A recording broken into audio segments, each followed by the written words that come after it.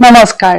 আজি আপোনালোকলৈ আগবঢ়াইছো মোৰ উপন্যাস মুদ্ৰাভিৰ ৭ নং খণ্ডৰ প্ৰথম ভাগটি।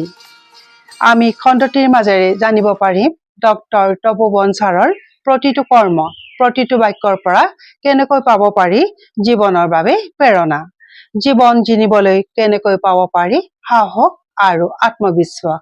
আহকচোন আমি খণ্ডটিৰ মাজলৈ সোমাই যাওঁ।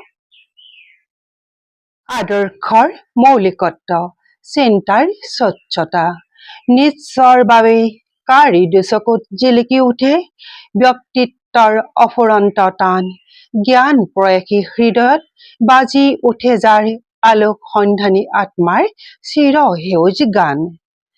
আধুনিক যান্ত্ৰিকতাৰ মাজত আজিৰ ব্যক্তিকেন্দ্ৰিক জীৱনৰ কাৰণো আছে অফুৰন্ত সময়, কাৰোবাৰ বিপদত কাষত থাকিবলৈ, এষাৰি মাত দিবলৈ।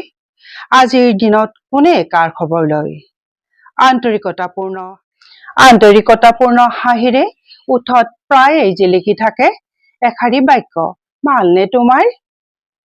মানসিক পবিত্ৰতাৰে পৰিপূৰ্ণ, স্নেহ ভৰা আৰু মুকলিমূৰীয়া হাঁহিটিৰে শিক্ষাবিদ ডক্টৰ তপোবন বুঢ়াগোহাঁই ছাৰ সকলোৰে শ্ৰদ্ধাৰ, অতিকৈ মৰমৰ। মহান ব্যক্তি আব্দুল কালাম আজাদে কৈ যোৱা সোণহেৰীয়া কথাষাৰি তপোবন ছাৰৰ ক্ষেত্ৰতেই যেন প্ৰযোজ্য। ছাৰেও বাট বুলিছে এনেদৰেই, আটাইতকৈ চহকী সম্পদ হ'ল জ্ঞান, আটাইতকৈ শক্তিশালী অস্ত্ৰ হ'ল ধৈৰ্য, আটাইতকৈ শ্ৰেষ্ঠ নিৰাপত্তা হ'ল বিশ্বাস, আটাইতকৈ প্ৰভাৱশালী ঔষধ হ'ল হাঁহি। সমাজৰ প্ৰতি থকা দায়বদ্ধতা আৰু মমত্ববোধেৰে উৎসাহ উদ্দীপনাৰ প্ৰতিভূস্বৰূপ আমাৰ তপোবন ছাৰ। চাকৰি জীৱনৰ পৰা আনুষ্ঠানিকভাৱে অৱসৰ লোৱাৰ পাছতো তেখেত ব্যস্ত হৈ পৰিছে সক্ৰিয়ভাৱে সমাজ সেৱা কৰিবলৈ। সাহস, কৰ্তব্যনিষ্ঠা আৰু কষ্টসহিষ্ণুতাৰে সমাজৰ বাবে কৰি যোৱা কামৰ বাবেই প্ৰতিজন ব্যক্তিৰ অন্তৰত আছে তেওঁৰ প্ৰতি গভীৰ শ্ৰদ্ধা আৰু ভালপোৱা। বৰ্তমান স্বৰ্গোৱাৰ যুৱকসকল আগবাঢ়ি আহিছে বটবৃক্ষৰূপী এনে এগৰাকী দৃঢ়মনা সাহসী পুৰুষৰ ছত্ৰছায়াত। অসমীয়া জাতি স্বাৱলম্বী হবলৈ, অসমীয়া যুৱকসকল আত্মনিৰ্ভৰশীল হবলৈ তেখেতে দেখুৱাইছে কেনেকৈ কিদৰে কৃষিকৰ্মত লাভৱান হব পাৰি, পৰ্যটন উদ্যোগৰ দ্বাৰা নিজে উপকৃত হোৱাৰ লগতে 10জনকো কিদৰে সংস্থাপন দি সহায় কৰিব পাৰি, কুসংস্কাৰৰ বিৰুদ্ধে, প্ৰকৃতি ভাৰসাম্যৰ বাবে, পৰিৱেশ প্ৰদূষণৰ বিৰুদ্ধে গণ সজাগতা সভা অনুষ্ঠিত কৰাৰ লগতে তেওঁ কৰি দেখুৱাইছে বহুতো হাতে কামে সমাজৰ কামবোৰ।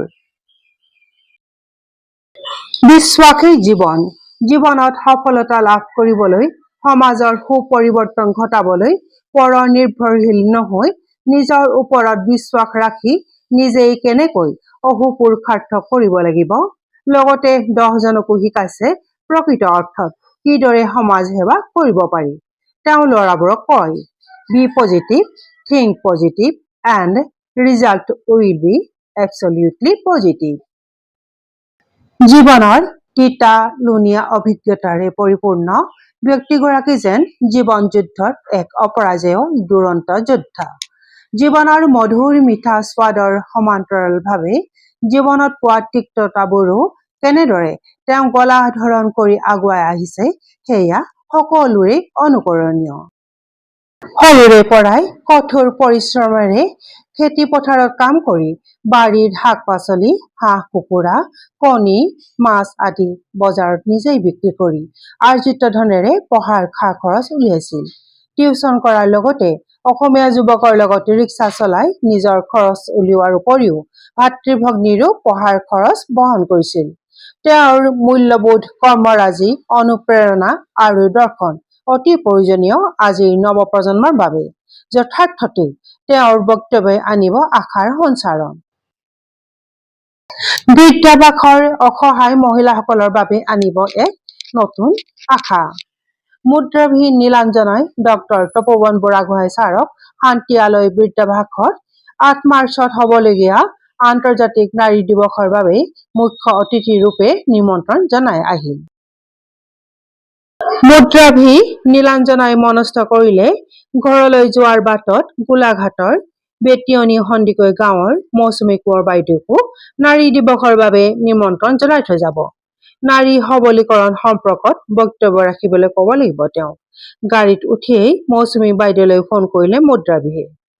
দিৱসলৈ বাকী দুগৰাকীক আন এদিনাখন নিমন্ত্ৰণ কৰিব লাগিব। কৃতি শিক্ষয়িত্ৰী সমাজ সেৱিকা বাইদেউগৰাকীক সেইদিনা সম্বৰ্ধনাও জনাব লাগিব।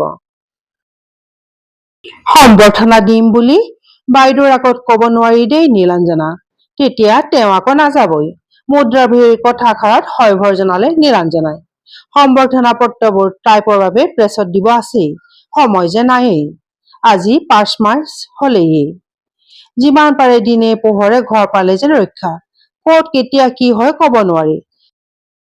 চেপা উত্তেজনাৰে সৰ্বত্ৰ বিৰাজমান হৈ থকা বৰ্তমান অসমৰ পৰিস্থিতি একেবাৰেই ভাল নহয়। সকলোৰে বুকুত জ্বলিছে দাবানল। এতিয়া জাতিৰ স্বাৰ্থত ৰাইজে বিচাৰিছে এটি নতুন দল। পিছে তাৰ বাবে জাতি মাটি ভেটিক ভালপোৱা সকল হ'ব লাগিব একত্ৰিত। তেতিয়াহে যদি সুদিনৰ আশা কৰিব পাৰি। আজিলৈ ইমানতেই থৈছো। পুনৰ লগ পাম পাছৰ খণ্ডটিত। ধন্যবাদ।